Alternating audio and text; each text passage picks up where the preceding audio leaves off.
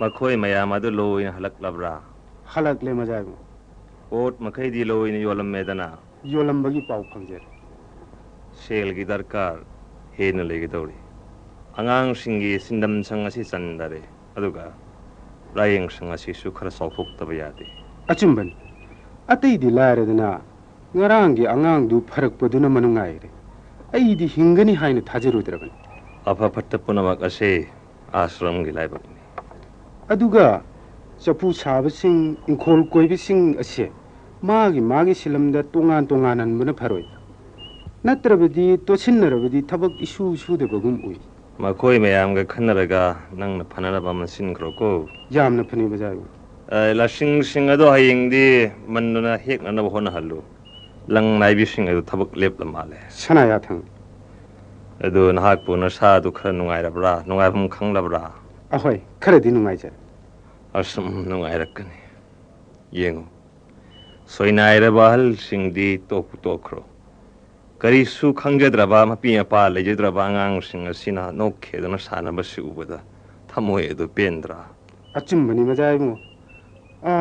Adumna takpirabasu kili makhongsi hek yaubaga chap leptuna ibungugi mifam masi karino ma sunda yengbagum ira ihongna na karigumba ma ningsingbagum hek tawi. Inao ni pagi ras office naksilak lamale. Nimit nini de konongda leru daba yadre. Ahoi, lengbirubana phai. Manaw ibungona thagi lupa lakh amamsu ashram masida dan tobirakani haina taji. Majaibungo. Karino yengbiribago. Karisu yengte. Ghanashyam. Hayeng di Sagolsem semsaw. Sanaya thang. Majaibungo. Ai karisi tawti. Takpisi. Ai ha ningthau kubam mihogdaba haibadu oire. Hoi, madugi maramduni aina khwairangjarib. Nahak taningbara. Ahoi, khara makhaidi tajere aduga lanba chumbadi thoidona khangjidi. Lao. Lai oiraba keli makhong asida phamsi. Ukha asidani. Aigi wari ayambadi. Anuradha. Ming asi nungsidra. Yamna nungsigre. Ming asidagi sakpham maduna amuk helido. Achumbani soidana mag helamgana. Sakpham madudagi thamoidana amuk su helido. Tao. Ngasidagi chahi kunmuki mamangi warini.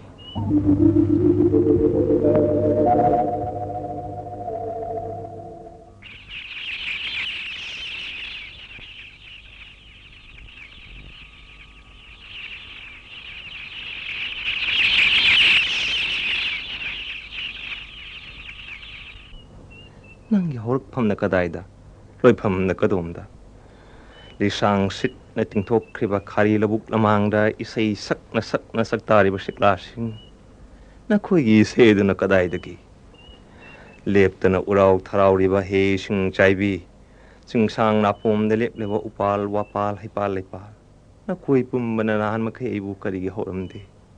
Karigi konong inil kong marakta natay do na tambiram liba. Ngasidi. Nakoy ginanakta laklabani ay. Sana ko nung gisarang na mapunsida amok halaroy. His. Konjila sinakari. Kaya da kuitum na kraba. Pumawag arsibo na matida. Imagi bungo. Karino nang natawri ba sibo? Ima. Lao, jangla si lao. Aying banungsit asidi asaba lokpo banungsit ni yayan ba pati? Ima Ibemhal. Nahat telejirakigi. Nong pok may da miyang tabiyo. Pudong labas na ay hing mamasugi ngamjaba. Korogi nik lawa miyang labi ipo marsida. Mahusala rin binasan riba kumay. Oh, tamoy ersi. Jangla sini. Nang busaba tagpakaso niyom amat tanay di. Lao ni. Napay bungogi sana hagsang su ihawi. Sana ko nung tadorog pa kaya hang kuira bano. Numit nini kagtani haydo na lagpani. Ngasi mari mangani sujin kre. Ima hana yobiramlo. Napay bungo na saura ni. Karino nang natawri ba sibo? Adok yam na sinakiba tabak singa dusu amat tapang thoklamdi. sana konungdana marolama ngarang bora mantri gi pau praklami ekhoi pumba thindana sana konung yogdaba yadrabani imaga pabung ibungoga mangjaunana khongsan biramlo ayak madhabu unarakige maike yirshigi kungang mangagi khajnagi wari do ai losinjaraklage aduni dana imagi bungo adumna hairabadi napai bungo na karigi sawgani nahaknadi sana konunggi thabak rajniti dagi thaidongna ba hotnaido munna bhabta asuk chaw laiba asigi bharase nongmadi nakokta pugadawri bani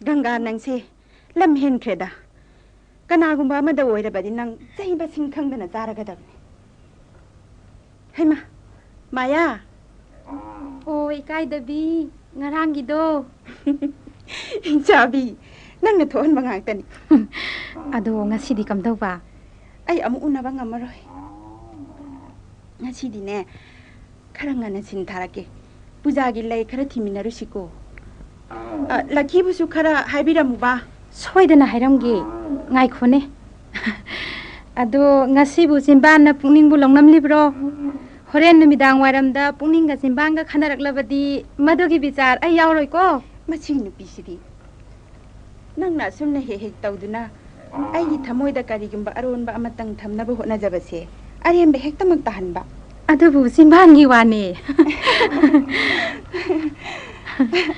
Adubudi mayana haiba ngakta chumgadaba natte Anuradhabu mayana angang oiringaidagi khanglae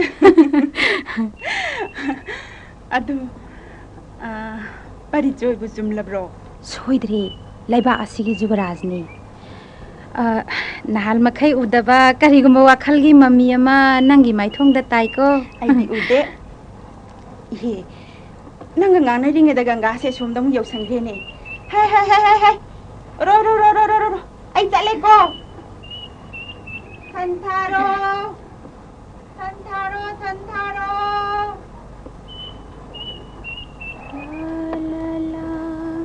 la la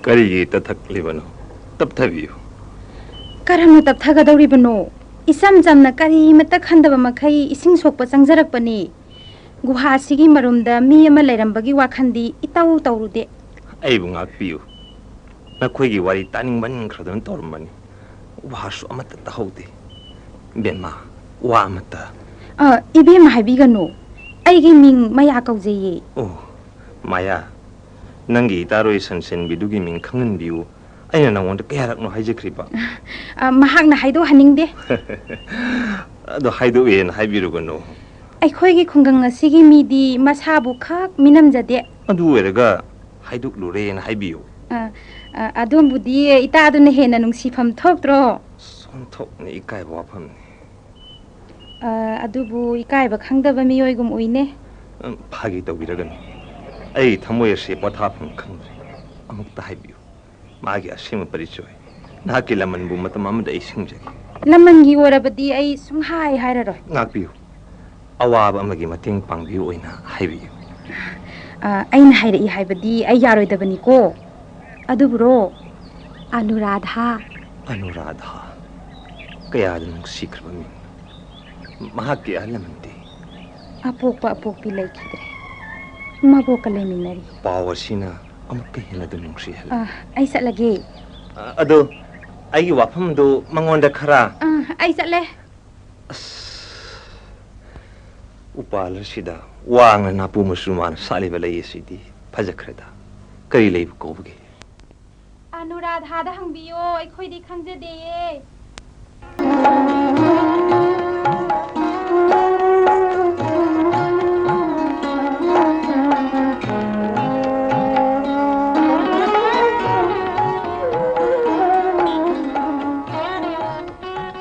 ꯑꯩꯒꯤ ꯆꯤꯡꯅꯈꯤꯕꯁꯤꯗꯤ ꯈꯛ ꯁꯨꯝꯗꯅ ꯇꯣꯛꯇꯦ.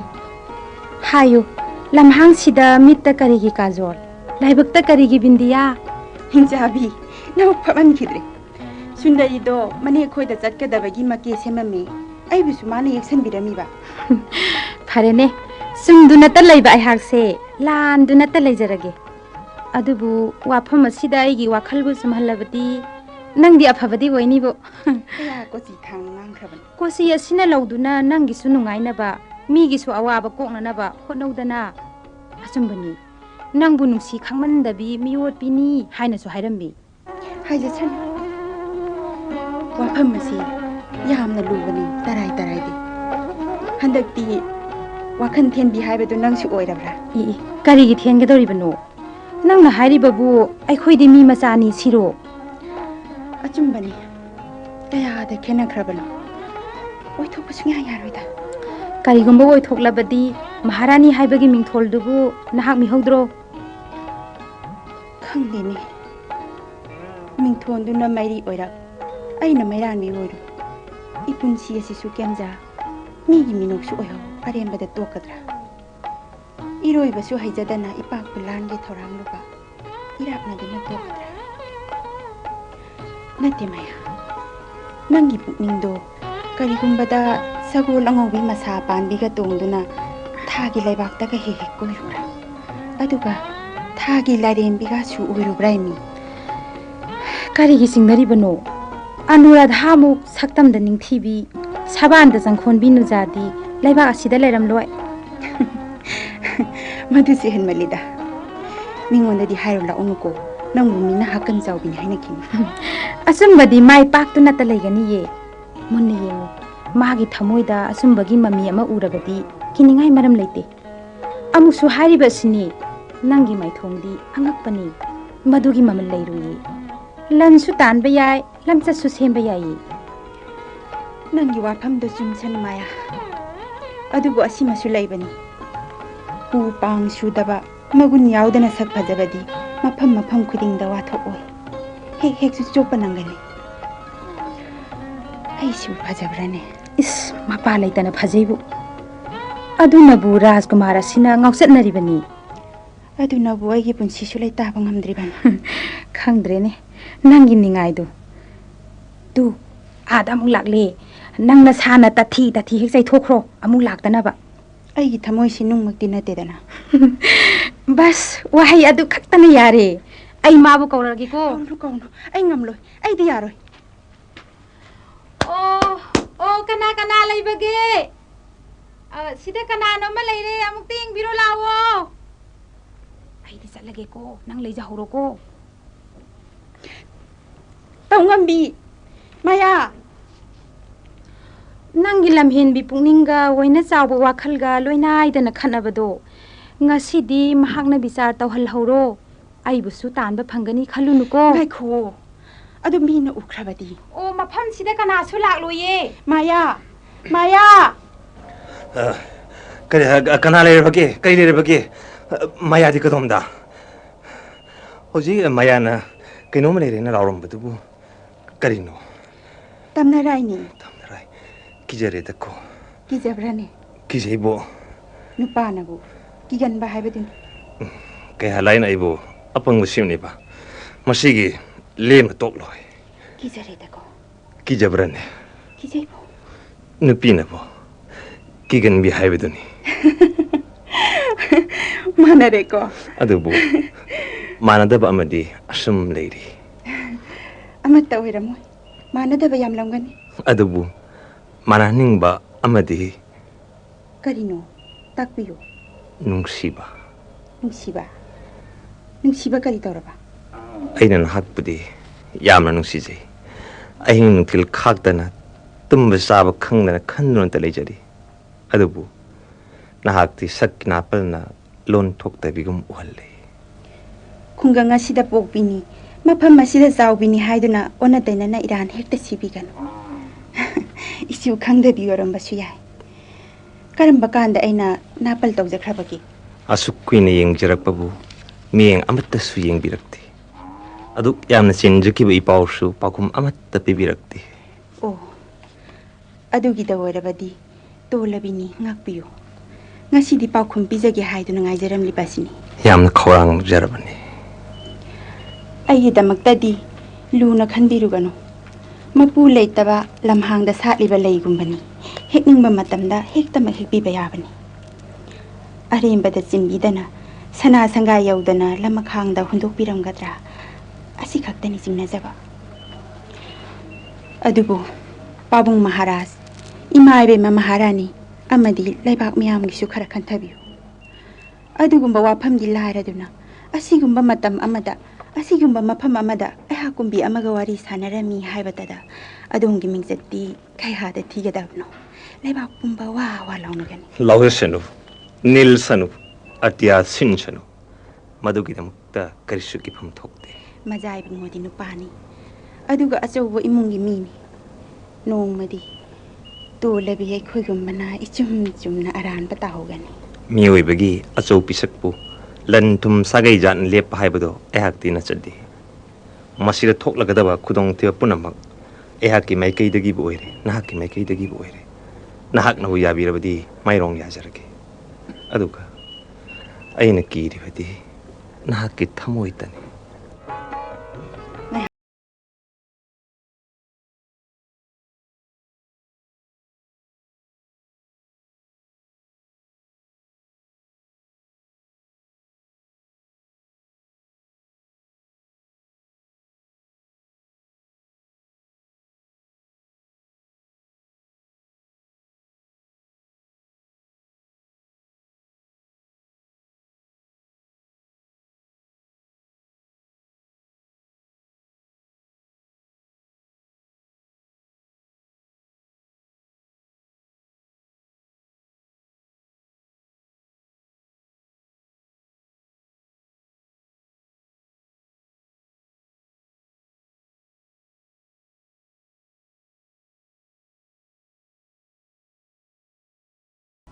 ꯀꯔꯝꯅ ꯇꯧꯒꯗꯕꯁꯦ?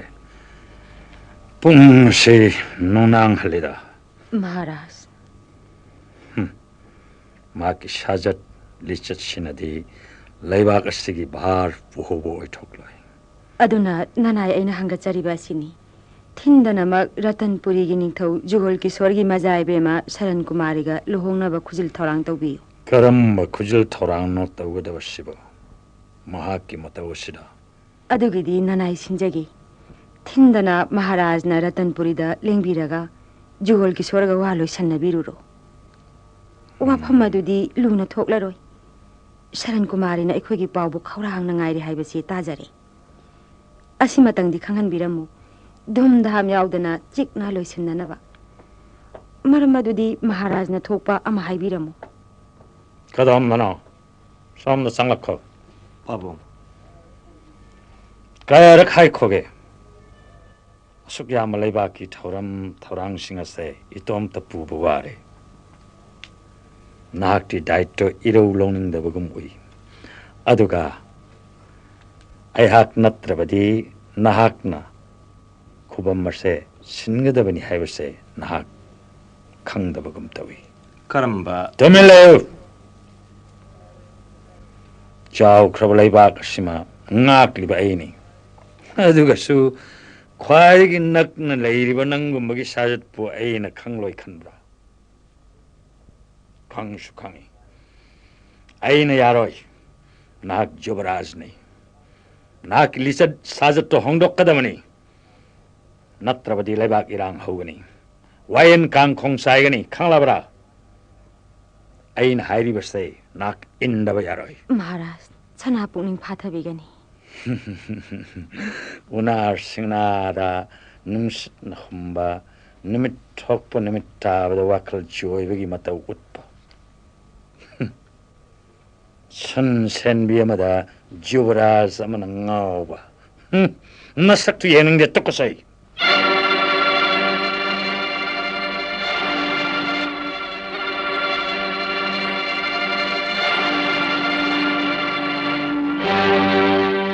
Kuzi asi rausanbiyo. Masina nungsibagi ahalba kudonni. Is, wantok na maman yamam gani. Sana ngagtani me. Mani, thamli barsina hirani. Aigi khangpok tu dadi thampham bu leijade. Khangdeda. Kari haigadabano. Thamoy asi noma gi mi pai ba hengatlakli. Ai hakti matik yamna sadabini. Karigi saroi doribano. Taba ba tangang basimban anigi marakta lotun riba mani parengumba ango yatun bu yengadabagi simban naksida lumna riba amu bu sambroduna mahi marong thohle bala buk lamhang lising dagi pak behele aduka asum ahang bdi yenglagana asang ba atyamak ki mami taba maliba lurukna na malem leidi yenglagana apom thambal da khoimbu tong maliba kala pumna tillaba nangi misna asina manimukta pumbabusu aremani khalalle Madadi chirol thagat malabasu thajaba mang sirol natti maktraba thamoigi senglaba khonjelni wahaina bu walhorabani nangi nungsiraba thotnorba khonjel sinabu lebak kayagi ras kaina kayagi honali sat chanaron bursu maithiba pirabani Masinabu kayam koigani punsi chupagini thajabiyo ai thamoidi itok top amani yengo koina sum yeng phajadra prakriti ase ngangrana ba numidang wairam masida akhoi nisu chekla sabu onnuna korona khongdoi ki banong chupki atia mai kaida tufang khapna paiminna ningi amuksu yaro saji oi umang wamang angam basing maya sira chen songduna sanamina ningi ai ase ngasidi kaya da nungairabano ahoi bara achumani aina khungang sida hek lakpada puning asida lonna kalakpa pamjaba ani khaktang lekhi amadi asumna ekhoi ani phaminaraga wari sabani amana uchek oyar singa chanaduna aigi khubakta cheng hawai pijabani masimati thungdri uchek singa hek chanabaga ai hakpudi kaktok pigadaba mali nahak yaudana ai itomda kaidau nunglusu cheng maru ama phaw pijaroi aidi uchek singasu ayambana maming amatta khangde nong maingonda loina khanghallo khanghanjai ai busu sana konungi mingau lakau chatnaroi bebhar tambiroidra nongma soidana tambigani kaidau ngaino ayhak Ratanpuri da nimit nini humni chatluba tari kari tawba Pabung Maharaj gi athangni sandi yema tawnarugdaba lei oh kaidau ngai amuk halakani hek yari makhai tan halakna hotnagadabani Ratanpuri gi majai be mado yamna masak phajai haini yengbira loida mahaka yengbaga changloi naga sida le hore haraka ning thina le ramuko leijaramgi leima kongi mani mukta mara aduda angau mitto thakloidra khanjabagi wani makhoi ge yengnarurabadi ai hakti likli macheni do aigi phamdadi nahak natana ateidi likli machet ngaktani ning thina le ramuko hayeng de sana kun Imagi bungo ima khoina haribase khanthabagi matam ga laitrabani yadrabani asira sandi aibado pumnama asigi mathakta Ratanpuri gi ningthauna amadi praja miyamna ikai sangoi hangadawba majai be mana oigadaba phibam punama ase nangonda khari mata phawdabra asaw on khiduna maru oinari balaiba ani se yeknaba soidana mak oiragani aduk yamna taknabagi darkar laite khango punama se ai nama amadi angamba kaya ga khannaraga laiba sigi damak nangi damak khwaidigi afaba oiragani haiduna sinnariba thorani aduk munna neinaraga aduk yam sawa minamba ma 야가다바 레르베슈 미남마시나 마르모이드나 아이야자라로 미남바 나하키나 타우나니 나트라바디 낭디 쿵강아두데기 쿠바이에마기 람파와 핸독닝데 나나우누 파다와람라바디 punamak masada tanaram gudabani adubu achoba minambarshigi mai pakpa mai thiba adudi karshleitna uriba aigi irumda thuptuna lei haiba simitdi kanamtana khangdra ai shinthapta imagi kharakap lauba ibai mogi tarkasinadi masidi lairaduna haijaba natnadi singnarbadi prithivigi ning thorel pummana khomi lami punam kalonena imangda leplarabsu aibu maithe pibadi ngamloi tawelu ayuki yoran manangsu aru kuwang kamjau hunba ko kado saadagi suhena khantade daw aroi boina khangadabadi thauram thaurangse indrabadi raj bidrahini haiduna ratanpuri gi kesum sangasida napun sisup hundok langmani mafam sidagi nahaki nanthok pambaite aduga simaga su khangjalu nangi nathwaini khanjariba khunggangi napido langja kwa ki machinja ko hen khibangami yengu napai ngogi phibamasi yokre karigumba matamdasu asawa matalemna mangam khide haibi indabagidamata phangpam thokba dangjido phangjabane hena phai ibungo imana isagidamak punamak phanaba singani aduga yengu Rajkumari lenglakli changjarakpaigi yathang amata ngairi Majai bema hektamak lengsin birao ai mapai bungo Maharaj ki manakta wafam amatang hangatlukigi punchi asida ahan boina nupi oibigi ikai ki wangmalana hena ikai ba ma ipunchi asida thoklagadaba kanjana bagidamak nakhuya khada changjarakpani adubu hena dum ikai ba phangle adum lon thoktabamak oiramlabadi waraujaram loidabani kari paukhum noina majai bemada khumjagadabasi ai loina tajari sana pukning su khangjari khumbidabagi wani wahai gi landi jubraj na ngamkhini thaudok asisu jubraj na mai pakhini adum oinamak ai busu sa khangbiu amuksu ikai ki wangmalan haijari ba asini nungsiba laibak phabi mahak tu gita natte ai hak su nungsiba khangi ngasi dagi sahi manga gi mamangda jubraj na mafam asida nongmaling biraklami numit adumaktada aigisu thawai hakjang nongma matam chaba amada jubraj gi mafamda katsage haiduna lepkhrabani ngasi gi numit asisu khawrang nangai jaraklibani wafam asisu jubraj gi nakongna happy gadaba nati haiba ai khangjai aina haibadi ipai bungo amadi ratanpurina ihak thakidamak mingchat thihaugadaba awa phamda tahaugadaba asidagi kanbiu luhongba siyabiu adudagi makhata ba punsida jubraj gi mafamda aina ayetpa mikup amatta phawa bijaroi majai bema ngasi asita mapan thongda luhongbagi hauna lonchat adu tangakpiyo tungda launa leinabagi mari adu thambidrabasu yai ai haki ira loijage madu phawadi ai pamjati ayak suna hakina phamda do thamoi kangadabadi natte adu natrabadi ai kari tawgani asengbani wasakjari ai jubraj da waraujaroi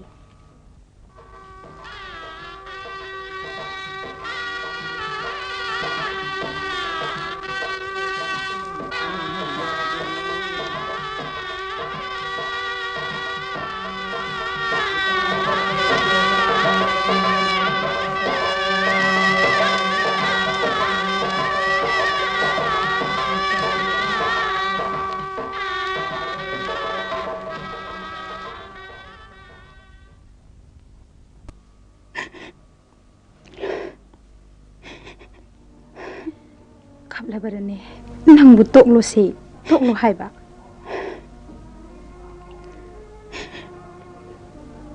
panglaba pukning marang hawanba nakhoi mayam kadomda chatkre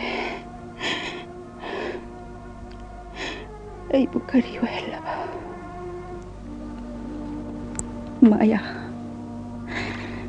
asagi telanga kaya dawang aina thagat charuba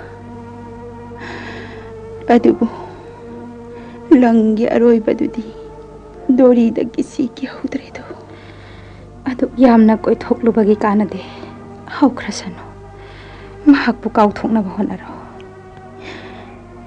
Hojak kayarakno nang naingonda nang naingonda magi nungsi mapauni haiduna Anuradha Pare madu aigi irani aibu kari tau haibagi kari tauruni panglaba thamoy ase warake asumak kapange nahak ta khama aisu asumna thokani haibadi thajabdi nangi nungai gadaba amada pare maya pare ai kaplaroi masi pumbasi nangna aina semba ngamrani ngahak ningakpagi panghai haibani bonda mayai kaba samu lamsagi lambibu nangna thatpa ngamlugadra magi nungda leiba wakhalbu kanana uba ngamlugani ai karimtam khallaroi adumna khandoknaba hono tumina leirasiko amuk kaplaklagano horen numidangdi aisuna khoida lake abuki moi thapnai phamda aisu lake aduga yaurage abuki phunga wari do makha sa thansi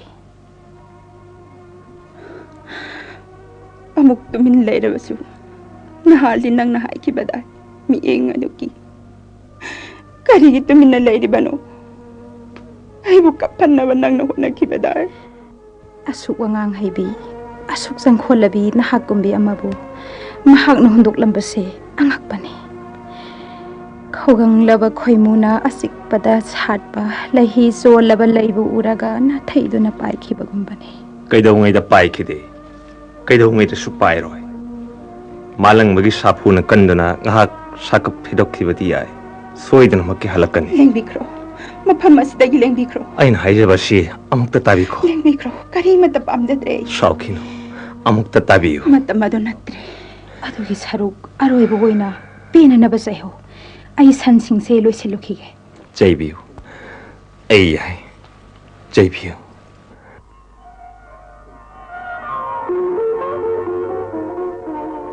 aina nangon yamna lanbagum thokki waro phamsu thoi adu kantharurabadi ai iraldi natte ai di luhongani su khanglude duga sugya suya dabani achumani wari pumbarsi amuktai tabiyo khangli jubaraj na suya yadana pabung maharaj khoina sinbani natra loina amuktai tabi khoba namakti khangli adubu amatang di takbiko mazai be maduta aina kari mingau jagani maktraba aigi thamoida nangna aibu nungsibirabadi adumna karemna bifam thokte karemna ba ishor gumna chawa maharaj jubaraj hoina ai khoi apikhakpu karemna bi bara natraga ai hakna jubaraj ta karemna ri bara ai hakti ahan ba unaba makta da haijaki baduni narakta mapu pandana sat pilerangumani hekning ba matam da hekpiu haina adubo ngasidi kari oirare ngasimak heklagani ningthau konda thelubani mahakti noma natraga nong satkhigedabani law chasi ngasi su ai nangidamak telepli nangsu aigidamak telepiu chalasi law kadaida panthung phamda karamba pantung pham ai khoi anigi oiraroi jubaraji bungo kadom no khangde ngasidi idom warau jabagi laisin nong phaina thamoi atia ase sin khare ai kana mata da warau di itik suna jadi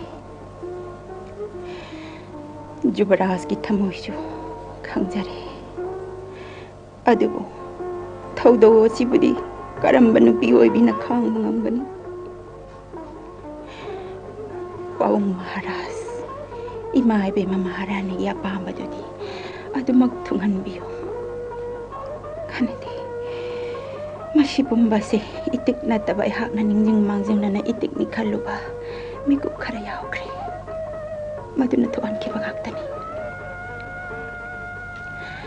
ai su khangdabadi natte Ai gumbi sakni pinibi sansen bi amana sana konung aduda.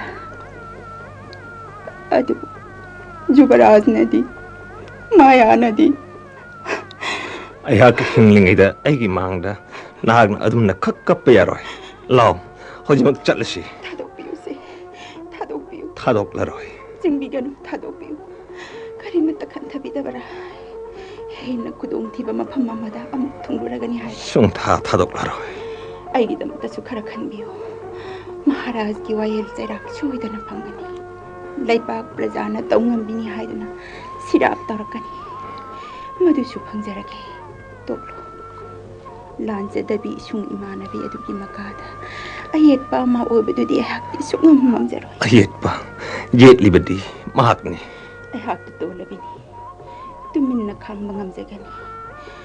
Adugu mahakti ngamloi. Shoidana wathawagani. Se. Thadokbiyo. Haiba injadabagidamak warobiganu. Thadokbiyo se. Haina Maharaj kongloi kharaga loinana lelagli. Ai sikiwana pare. Kadaidana thaigani. Kadom darum sienkrasi. Kadom na sienkrasi. Lengbikro Nahak jubara. yaudana ya kadai su satlaroi. La sienkrasi. Singli nauri punama. Pazin makum tauri. Igi izela silekri barakarino. Pang maglawtari. Ikai daba. Nang ni saadagi swahena tole. Kongloi sa. Saadu paadun puko. Kariyali. Paone. Adune. Sangon na pulamu. Urabra ikai dabi. Nahak kumbina handaki mapoktadi konungi Maharani natte. Minai fawo eredoi. Ngasidagi amuk kalluraganu. Machumanai haiduna na ton jabibu gulab kumna laisang yobudi kakwai thoktabani. Kapsanaganu launam chaubi. Madun aigi thamoi pet kadabanate. Laiba kangkhong sa heli ningthau sembagi lautuna rammi haiduna upalasida pullaga hingna mai thabada nathoi du kanana kanbigani. Kanana sukan mangamoi. Adubu adup hak na thamoi kanbati natte. Marugi saruk ai washtau. Ma khunganga si thadok tuna chatkhiga dabani. Aina khunganga ma takani mafam adure lot tun laigedabani. Mana shauna pigani. Say Lo, sana, lupa. Nang napa malo. Ngasima khungang sa thadok tum sat kadabani. Karamba sanaya thang takpiramle. Maya. Mahakaahan ba unabakanda. Irunong da sungthaduna thawayasi. Tharambana khwaidagi parami. Adubu kari hairam labagi. Aigi poksepam khungang asida leiba yadre. Kari mahakki sakpham ujaba phawba phanglaroi maya. Ningthaudi asakpa mairini. Aikhoina tangoini. Anuradha nahagayo. Hojik leibak ningthaudi yathang ngakpana phabara. Natraga Laisa ironung da sungthaduna thawaya si thakiduna awaba pumbasi kokhrasira. Nate. Adudi Jubaraj ga amuktaga unakho. Unararoi. Maharajna kari haibirami khangbra. Khangle hairam gadabado ai khangle. Ai khoidi ahingma natrabani. Ai khoigi laibakti atma ghat haibuduna matik Jabani. Adubu ikai khangda bi thamoya sigidamakta hingba tari male maya.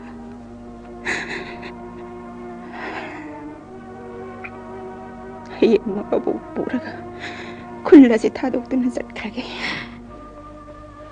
Maya hingbu hinglabadi kanana khangni. Pungsi asida mikup amatang oirabasu Jubaraj ka unaba phanglakpa yai.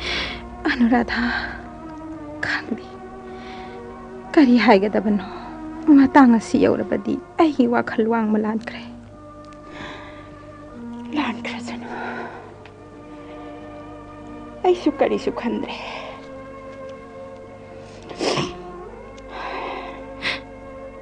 Nahakti mafam masida asumak lehoko.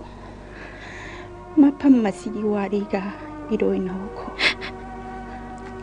Aduga Jubarasu ngasimak sana ko nung yogi kada pamali. Adugo marak tamahakti. Amuk tolo basulak badiyay ko. Anuradha. Nang sukap na bara. Kakanumaya. Ingonda din nang nakhamlaga. Se. Kujiya se. Karapebiyo. Aduga haibiyo. Kunggang nga sida. Laibag TV Anuradha gi waridi. Namduna. Dohan bikre haina. Anuradha.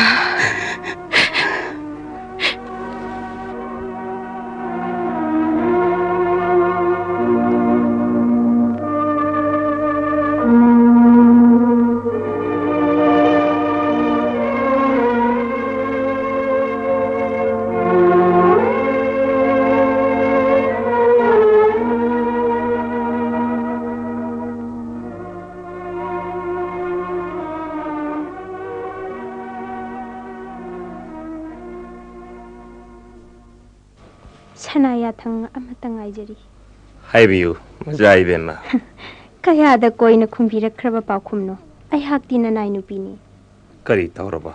Ay matam khara sasarukige. Matam kharagidamakla. Matam khara natraga punchi oina haibase. Jubraj ki animbagi makha polhanjagani. Aigidi ahanba unabamaktada haikrabadani. Ratanpuri ki Rajkumari su jingnakidabadi natti. Alkalaiba ki Jubraj asuk lingjel khai asuk puksen jetli haibase. Madugi mamangda masimaga khanglamabadi. Alkalaiba ki Jubrajdi wa ani ngangde. To olabi kana lejudrabi amabu thamoi sohningde haina. Ratanpuri da lengbirakringaida angam athau ima Maharani gi sarau madu khangbiram labadi. Namitu da Raj kainasu ai inakta lalamdrabadi ngasi asigumna ngangnaramlo. Ngasi damak Jubraj ki pukningbu yamna nungnanglabro. Ai makha tana sangthararoi. Isa gi nungainabagi damak migi pukning amatta khangdana kaptuna haijagadaba ai hakti natte. Amaromda kari tawagi kharasu mangangnasi. Kanana khangba ngasi sanaya thang phangjaduna chakhiba sidagi punchi asida amuk unadabasu. Ras kainya. Ai sagi damakti karimatta ningamdabasu tawde. Adubu Jubraj amadi Anuradha gi mafamda aina kayada lalabano kayada ningba kairabano. Pap asimadi punchi supa price tawduna su kokadaba mande. Ayhak mafam sida hek lakbaga mahakpu unaduna wari pumbali thoke. Amadi punamakse mangonda sinage khanjarambani.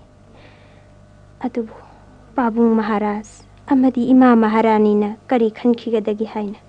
Ningjing mangjing naringaida mahak sakhibana hankre. Kadaida salangbani. Phare. Toklo. Adubu punchi asida mahaka hanba unaba maktada. Mahaki mafamdai kok asinongani amadi wari pumbali thokani. Phare toklo. Madugi matam henkre. Phanamak oidunasu singba ngamlaroidaba Jubraj ki laman amasu punchi asida tonchinjare. Numit aduda laibak anigi ningthau angam matau singna ikaigadaba yengthina haugadabadu haijaba yabibadagi kanbi. Ogle Ras kaina ogle. Phare aigi hainingbasu loire. Yaningdrabasu Jubraj na luhongbikibana na inupini. Kuyagi upulla adutadi pinabiyo. Asirbaad su pinabiyo. Punchi asida amuk yezaro.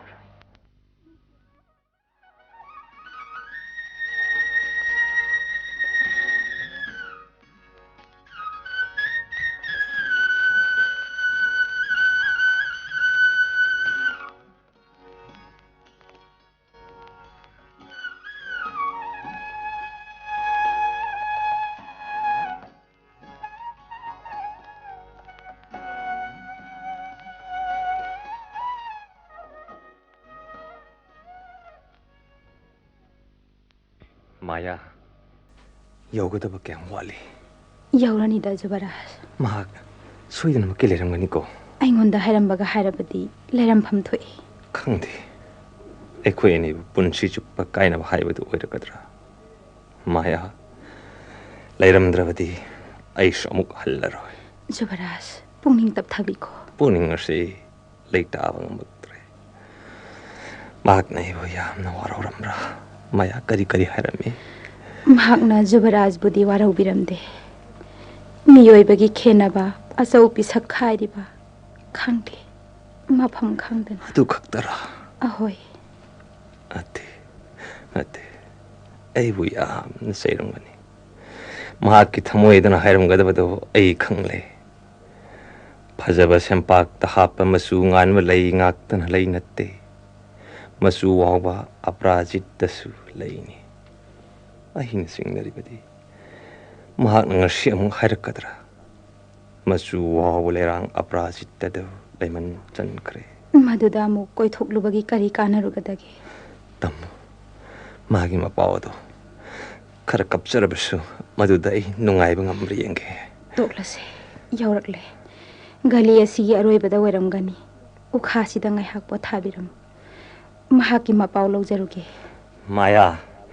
Ayhak changba yaba yadabagi yathanga slow uko. Jubaraj. Thindan halau uko thamoya sitap thaba yadre. On top khoirange. Oh. Maya. Nang sulak libore. Ai laklabani. Rajkumar galoinarakpani. Rajkumar. Mahangau chatnare. Raj kaina adusu Ratanpuri da hankre. Jubaraj na nang puta sonduna lay. Aroiba khongjat loina nangi khongul liraklabani. Aroiba. Hojikti kari taurugani. Aigisu. Somda aroiba du oi. Kari haiba. Nahak uraktabra. Sem sahuriba mayamado. Aisu hek changlakpada singharabani. Kaidongaino. Ngasimakni. Mahaktudi kanano. Khunggang ngasigi sanjinahani. Nangidamakta khallubada aidi sibu sininge.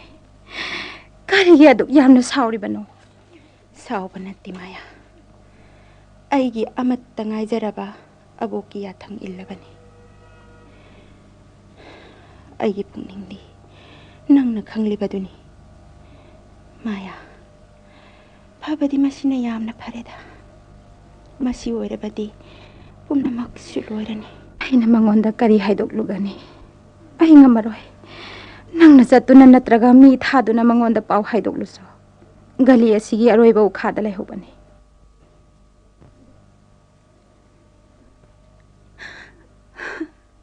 Ai amuk laibak TV sibu sangsara sida kana leiramgani hayo Maya.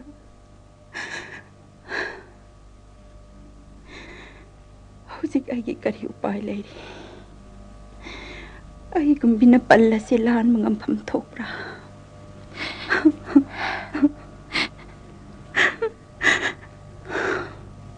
Ngasi haiba numit asida. Aigi aroiba dolahan biro.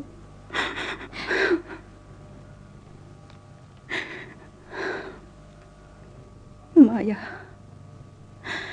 Chalo. Jubaraj buleng sinhan bira. Mahaki khuyao phulok jahoge. Aduga pukning dani jahoge. Ngasimak sangsara se thadok sa bangaman biu haina. Maya. Mahak lehura. Lehowe. Adubu kari torba. Pijol phajana laitingduna chatliba mioi sing ase ubirabra. Maya. Mangolgi sehnai khongba kangbu ama sehnai puduna chaliba se ubirabra. Bhaptare. Ei bhaptare. Masu awlerang aprajit pambi kang ledana. Punsi wena muk sadaroi. Natra. Lengbada dileng silukisi. Mahakna kanna haijare. Ai changlaroi. Han krage. Nahak tilehawra Maya. Adubu mahakna yamna warauragani. Warauning makai warusunu. mahak puurabadi apapata khangdana mahak pupudana chiningak biyai. Jubaraj. Maya. Kari tauruni. Nahal makkay langjarak pa shenjarak pa mayamadu. Mikup basida loy bahay bedani. Ngasigi namit asidagi hena ningamdaba puning nung sibanabit ama ay mayok nakidri. Ay nakutum chan bangam laroy dawa aso walan pamamani. Yengkhom. Ni paagi thamoy na bukaday dagi pino kanagi na makno. Mahakti masikang dabagum tawi. Ay nakitang soy kibigi na magta. Manay bawaraw kre. Ay ko ay nakiwarisyo. Ngasidagi maagi mapamdadi loy kre. Adabu. Ngasidagi ano pandap ama. Ay thamoy nung dadi iba huwag lagani. Se Maya. Kuzi asi mangwanda amo bebiyo. Hai biyo. Punsi asida ay na ihan-han na paijakiba Anuradhagi kuzeng danatana kanamatagi kuzeng dalheningde. Aduga Chungkham aduda Anuradhagi waris loy binayroy. Jubaraj. Mahak po ngagbiyo. Ay hakti loy na magkhangi. Arsibat bibira. Asirban. Asirban. Aingwanda pawriba kaina bagi awaba se. Mahakti amat pawda boysenu.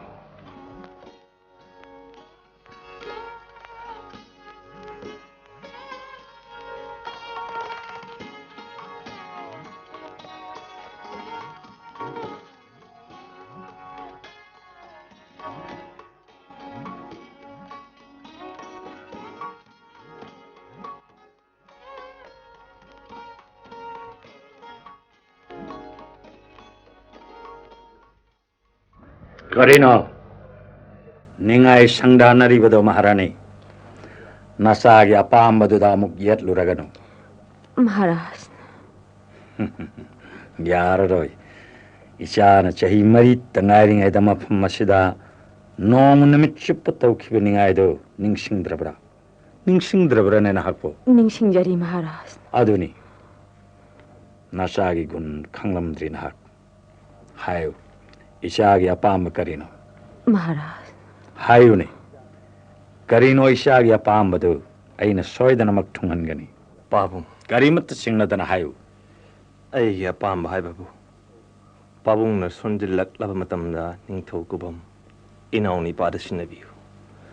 Ay hakti Chungkham asidagi hanjararoy. Ado kaktara. Nachati. Hayu. Chungkham asida asroma maning kachaduna. Atona tagi seba pangjaduna. Punging shanti fangna honajage pabung. Ichana apamba do to. Chungkham sigi prajagi bu thoidok na kaidrabadi. Maduda ay ayat pa amata lairaroi. Pabung. Takpiribu apamasibu. Maharani. Masina khwaidagi pharabani. Ichana apamba ta taurasunu. Ay khangai thingba yararoi.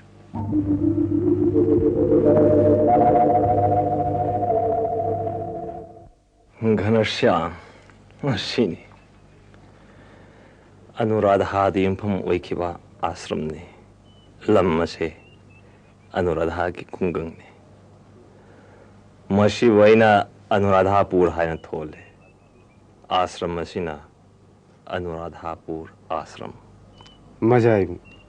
Ngasidi nungsiriba wari asi tajabada hainingai leitana nungaijare. Aduga wafam amatanga Karamba wafam. Ratanpuri ki majaibema Swarankumari bu karam tarongani. Aidi mahakkidamak onthokna nungaiti. Chahi anigi mamangda asigumba nungju tha amada mahak ashram asida laklammi. Makha ithang thangba mitung sang asida ahing ama nong thukki. Kanaamta khanglamoy mahak laklammi haibase lona laklammi. Oh, majaibu. Mahak na igi khuya uful lauke. Aduga hairami. Pungning bu kudum chan mangamba pinabiyo. Matam mamada mahak su ashram asida lakani. Aina aike. Maduda akai karisu leite. Oh, ꯑꯗꯨꯒ ꯋꯥꯐꯝ ꯑꯃꯁꯨ Anuradhagi mapaura. ꯃꯥꯅꯤ ꯃꯖꯥꯏꯕꯨ Mahakki thamoina aibung hakbikre. Aigi sanagi kujido mahakna loksin bidana mayada matam kui ni lerambani. Kujido loksin bikre habigi pau phangle. Anubu Ghanashyam hek ho aigi thamoiga nabasidi nang namuk hawledo. Namit mari mangani di ay kanam to unararoi. Punamak nang napanabas siluko ay pamong de hitlurage. Aduga warrior si atay da sadokano. ꯌꯥꯝꯅ